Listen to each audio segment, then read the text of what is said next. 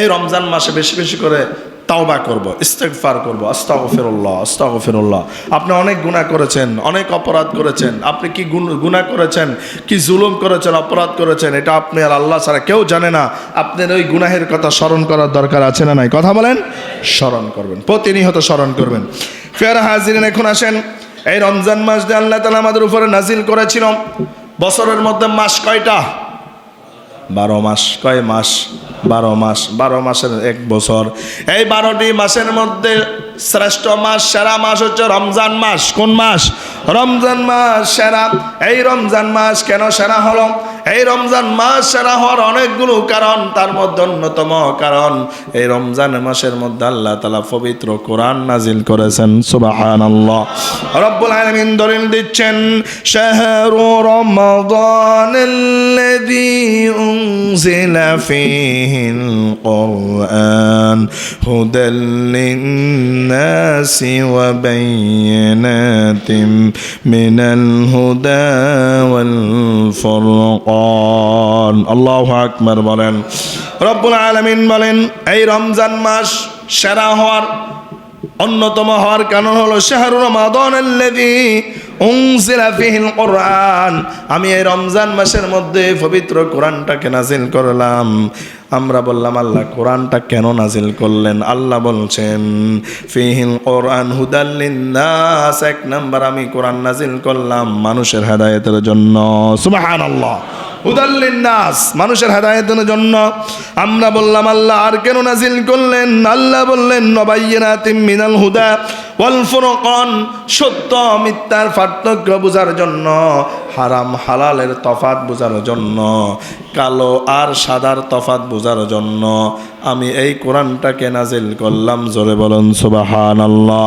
এখন এই রমজান মাস আপনি পেয়ে, এই রমজান মাসে যদি আপনি হারাম টাকার উপার্জনের খাবার দিয়ে যদি রোজা শুরু করেন, ইফতার শুরু করেন, আল্লাহি তাল্লাহি বিল্লাহি, আপনি রোজা রাখবেন কিন্তু আপনার রোজা আল্লাহর দরবারে কবুল হবে না। ঠিক কি না? ইবাদত কবুল হওয়ার সর্বপ্রথম শর্ত হচ্ছে আপনাকে হালাল খাবার খেতে হবে। কি খেতে হবে? হালাল খাবার খেতে হবে। এজন্য আমি বলি, আপনার ইনকাম দুই ভাবে। কয় ভাবে? একটা হারাম পথের ইনকাম আর একটা হালাল পথের ইনকাম। আপনার হালাল পথের ইনকাম যদি মাসে 10,000 টাকাও হয়, হারাম পথের ইনকাম যদি 1 লক্ষ টাকা হয়, আমি বলবো আপনি ওই 10,000 টাকার খাবার, 10,000 টাকা দিয়ে আপনি খাবার কিনে যেই পরিমাণ খাবার পাবেন, ওই পরিবার খাবার আপনার পরিবার নিয়ে খান। কিন্তু হারাম পথের টাকা দিয়ে একটা খাবারও আপনি কিনবেন না। কারণ আপনি যদি হারাম টাকার উপার্জন দিয়ে যদি খাবার কিনে রোজা রাখেন, সেহরি খান, ইফতার করেন, আপনার এই ইবাদত আল্লাহর দরবারে কবুল হবে না। ঠিক কি না? কথা বলেন।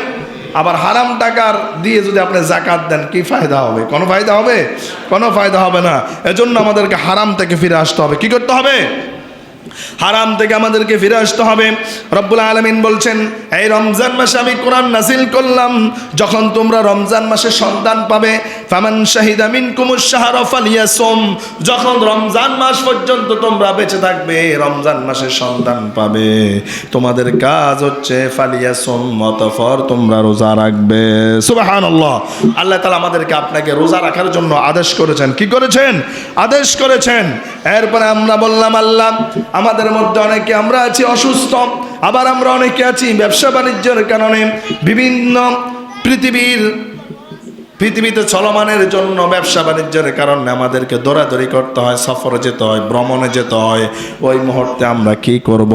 রব্বুল আলামিন বলছেন, ওয়া মান কানা মারিদান আও আলা সাফারিন ফাইদ্দাতুম মিন আইয়ামিন উখর। রব্বুল আলামিন বলেন, তোমাদের মধ্যে যদি কেউ অসুস্থ থাকে, অসুস্থ থাকা অবস্থায় আর সফরে থাকা অবস্থায় রোজা রাখা যদি কষ্টকর হয়ে যায়, কষ্টসাধ্য হয়ে যায়, তাহলে সেই ব্যক্তি ওই মুহূর্তে রোজা না রেখে পরবর্তীতে আদায় করে নিলেও চলবে। সুবহানাল্লাহ। ধরেন এমন কিছু অসুস্থ ব্যক্তি আছে, এই উপরে কেউ আছে, বাচ্চাগুলো ডিস্টার্ব করতেছে, এগুলো ডিস্টার্ব করতেছে, এ বাচ্চারা সরে যাও, উপরে কেউ নাই, আনোয়ার ভাই, আনোয়ার। তাহলে আমাদের সমাজের মধ্যে এমন মানুষ আছে না, পরিবারের মধ্যে অসুস্থ আছে, আছে কিনা কথা বলেন? অসুস্থ, রোজা রাখতে পারে না। কি করতে পারে না? রোজা রাখতে পারতেছে না, অসুস্থ। আল্লাহ তাআলা ওই অসুস্থ ব্যক্তির জন্য রোজাটাকে ওই মুহূর্তের জন্য কি দিয়েছেন? ছাড় দিয়েছেন। কিন্তু পরবর্তী যখন সে সুস্থ হবে ওই মুহূর্তে আবার তাকে রোজাগুলো আদায় করে নিতে হবে। তাহলে এখন একটা অসুস্থ ব্যক্তি সেই যদি 10টা রোজা ভেঙে ফেলেছে, অসুস্থতার কারণে থাকতে পারে নাই, পরবর্তীতে সে কয়টা রোজা রাখবে? 10টাই রাখবে। কয়টা রাখবে? 10টা। কারণ সে অসুস্থ ছিল, সে ইচ্ছাকৃতভাবে কিন্তু ভাঙ্গে নাই, সে অসুস্থ থাকার কারণে রোজা রাখতে পারে নাই। আবার সে সফর বলতে কিছু এমন সফর আছে, আপনি সফর করতে করতে অনেক বেশি কষ্ট, ক্লান্ত হয়ে যাচ্ছেন ওই মুহূর্তে, কিন্তু আপনি যদি এটাকে যদি কি যেন বলে আল্লাহু খায়রুল মাকিরিন, আপনি যদি এটাকে কৌশল অবলম্বন করেন, আপনি ধরেন এখান থেকে 1 ঘন্টা সফর করতেছেন, এই সফর করে যদি আপনি মনে করেন না আমি এখন রোজা না রাখলেও চলবে, আল্লাহ তো কোরআনে বলে দিয়েছে, এটা হচ্ছে কৌশল। এটা হচ্ছে কি? কৌশল। এই কৌশল করলে কিন্তু আপনি গুনাহগার হবেন। এই কৌশল করলে আপনি একটা রোজার বিনিময়ে আপনাকে 60টা রোজা রাখতে হবে। কয়টা রোজা? 60টা রোজা রাখতে হবে। হ্যাঁ, আপনি যদি 6 ঘন্টা 7 ঘন্টা আপনি গাড়িতে থাকেন, জার্নি করেন, শরীরে আপনার কুলাচ্ছে না, শরীরে এনার্জি নাই, তাহলে আপনি যদি রোজা রাখতে না পারেন ওই মুহূর্তে আপনার জন্য ছাড় আছে। বিষয়টা ক্লিয়ার? ফের হাজিরিন, এখন আসেন, কোনো ব্যক্তি যদি রোজা রাখা অবস্থায় স্ত্রীর সাথে মধুর সম্পর্ক আদান প্রদান করা জায়েজ নাকি না জায়েজ? কথা বলেন। না জায়েজ। যেই মুহূর্তে আপনি রোজা আছেন, সেহেরি খাওয়ার পর থেকে ইফতারের পূর্ব মুহূর্ত পর্যন্ত আপনি স্ত্রীর সাথে কোনো মধুর সম্পর্ক আদান প্রদান করতে পারবেন না। যদি আপনি করেন তাহলে আপনার রোজা ভেঙে যাবে। ইচ্ছাকৃতভাবে যদি আপনি করেন তাহলে একটা রোজার বিনিময়ে কাফফারা স্বরূপ 60টা রোজা রাখতে হবে। কয়টা? 60টা রোজা রাখতে হবে।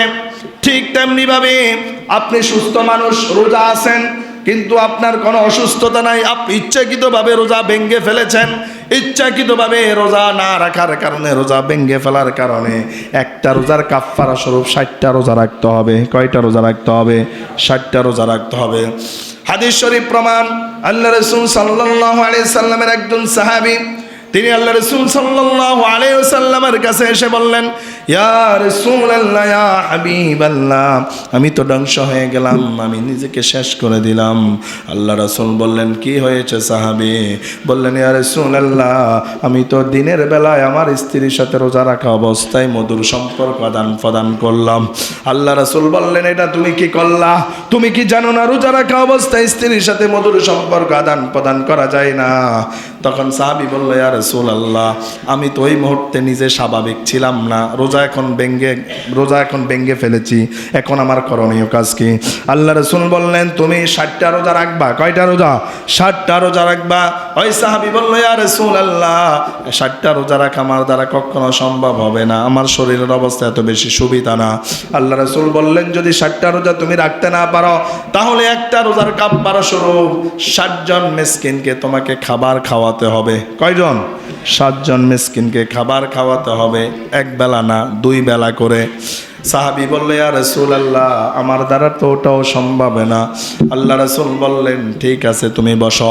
আল্লাহ রাসূলের কাছে যখন সে কিছুক্ষণ বসেছিলেন, আল্লাহ রাসূল সাল্লাল্লাহু আলাইহি সাল্লামের কাছে এক টুকরি খেজুর যখন হাদিয়া আসলো, আল্লাহ রাসূল বললেন, ও সাহাবী, এই খেজুরের টুকরিটা নাও, নিয়ে তোমার মহল্লার মধ্যে ফকির মিসকিন যারা আছে তাদেরকে খেজুরগুলা বন্টন করে দাও।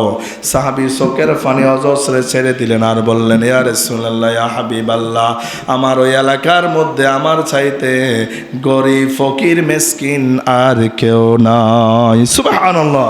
আল্লাহ রাসূল বললেন, সাহাবী যাও, এই খেজুরের টুকরি নিয়ে তুমি তোমার পরিবার নিয়ে ভক্ষণ করো। সুবহানাল্লাহ।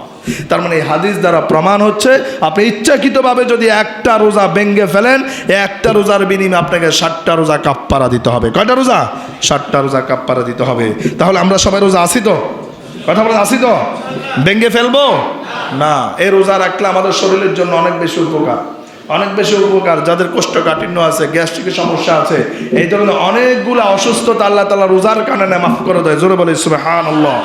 ফেরা হাজিরিন, এই রমজানের ফজিলত অন্যতম আরেকটি ফজিলত, এই রমজান মাস সেরা হওয়ার অন্যতম একটি কারণ হলো হাজার মাসের চাইতে উত্তম একটি, হাজার রাতের চাইতে উত্তম একটি রাত আছে এই রমজান মাসে।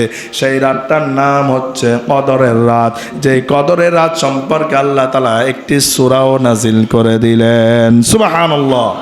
জানেন, ইন্না আনজালনাহু ফি লাইলাতিল কদর ওমা আদরাকা মা লাইলাতুল কদর লাইলাতুল কদরি খায়রুম মিন আলফি শাহর তানাজ্জালুল মালায়েকাতু ওয়ার রূহু ফিহা বিইذনি রাব্বিহিম মিন কুল্লি আমর সালামুন হিয়া হাত্তা মাতলাইল ফাজর।